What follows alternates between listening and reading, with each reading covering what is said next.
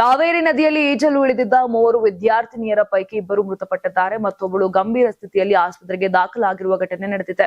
ಮೃತರನ್ನ ಬೆಂಗಳೂರಿನ 15 ವರ್ಷದ ಚಾರ್ವಿ, 16 ವರ್ಷದ ರಮ್ಯಾ ಅಂತ ಗುರುತಿಸಲಾಗಿದೆ. ಇನ್ನು ಸುಚಿತ್ರಾ ಎಂಬ ವಿದ್ಯಾರ್ಥಿನಿ ನೀರಿನಲ್ಲಿ ಮುಳುಗಿ ಗಂಭೀರ ಸ್ಥಿತಿಗೆ ತಲುಪಿದ್ದು ಮೈಸೂರಿನ ಕೆಆರ್ ಆಸ್ಪತ್ರೆಗೆ ದಾಖಲಿಸಿ ಚಿಕಿತ್ಸೆ ನೀಡಲಾಗುತ್ತಿದೆ. ಮೈಸೂರು ಜಿಲ್ಲೆಯ ತಲಕಾಡಿನ ನಿಸರ್ಗಧಾಮ ವೀಕ್ಷಣೆಗೆ ಬೆಂಗಳೂರಿನಿಂದ ಶಾಲೆಯ 72 ವಿದ್ಯಾರ್ಥಿಗಳು ಪ್ರವಾಸಕ್ಕೆ ಆಗಮಿಸಿದ್ದರು. ಈ ವೇಳೆ ಕಾವೇರಿ ನದಿಯಲ್ಲಿ ಈಜಾಡಲು ಇಳಿದಿದ್ದ ಚಾರ್ವಿ, ರಮ್ಯಾ ಹಾಗೂ ಸುಚಿತ್ರಾ ಆಯತಪ್ಪಿ ನೀರಿನಲ್ಲಿ ಮುಳುಗಿದ್ದಾರೆ. ಚಾರ್ವಿ ಮತ್ತು ರಮ್ಯಾ ಸ್ಥಳದಲ್ಲೇ ಮೃತಪಟ್ಟಿದ್ದಾರೆ. ಇನ್ನು ಸ್ಥಳೀಯರು ಹಾಗೂ ರಕ್ಷಣಾ ತಂಡ ಸುಚಿತ್ರಾಳನ್ನ ರಕ್ಷಿಸಿ ಆಸ್ಪತ್ರೆಗೆ ದಾಖಲಿಸಿದ್ದಾರೆ. ಘಟನೆ ಬಗ್ಗೆ ವಿದ್ಯಾರ್ಥಿಗಳು ಆಕ್ರೋಶ ವ್ಯಕ್ತಪಡಿಸಿದ್ದು, ಮಧ್ಯಾಹ್ನವೇ ಘಟನೆ ಸಂಭವಿಸಿದ್ದರೂ ಸಂಬಂಧಪಟ್ಟಂತ ಇಲಾಖೆ ತಕ್ಷಣ ಸ್ಪಂದಿಸಲಿಲ್ಲ ಅಂತ ಆರೋಪ ಮಾಡಿದ್ದಾರೆ. ನದಿಯಲ್ಲಿ ಅಪಾಯದ ಬಗ್ಗೆ ಎಚ್ಚರಿಕೆ ಫಲಕಗಳಿಲ್ಲದೆ ಸುರಕ್ಷಿತ ಕ್ರಮಗಳಾದ ದಾರ ಅಥವಾ ಬೇಲಿ ವ್ಯವಸ್ಥೆ ಇಲ್ಲದಿರುವುದನ್ನು ಪ್ರಶ್ನಿಸಿದ್ದಾರೆ. ಈ ಕುರಿತು ಸ್ಥಳದಲ್ಲೇ ಪ್ರತಿಭಟನೆ ಕೂಡ ನಡೆಸಿದ್ದಾರೆ.